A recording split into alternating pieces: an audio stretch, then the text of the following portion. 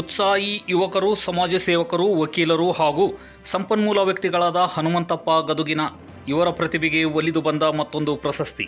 ಹೌದು, ವಿಜಯನಗರ ಜಿಲ್ಲೆಯ ಹೂವಿನಹಡಗಲಿ ತಾಲೂಕಿನ ರಾಜವಾಳ ಗ್ರಾಮದ ಯುವಕರು, ಉತ್ಸಾಹಿಗಳು, ವಕೀಲರು ಹಾಗೂ ಸಂಪನ್ಮೂಲ ವ್ಯಕ್ತಿಗಳಾದ ಹನುಮಂತಪ್ಪ ಗದುಗಿನ ಇವರ ಸೇವೆಗೆ ಮತ್ತೊಂದು ಪ್ರಶಸ್ತಿ ಒಲಿದು ಬಂದಿದೆ.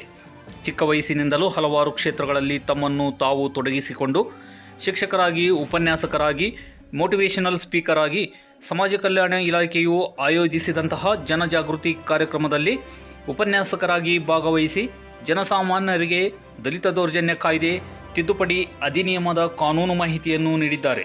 ಇವರ ಸಮಾಜ ಸೇವೆ, ಶಿಕ್ಷಣ ರಂಗದಲ್ಲಿನ ಸೇವೆ ಗುರುತಿಸಿ ಹಲವಾರು ಸಂಘ ಸಂಸ್ಥೆಗಳು ಪ್ರಶಸ್ತಿಯನ್ನು ನೀಡಿ ಗೌರವಿಸಿವೆ.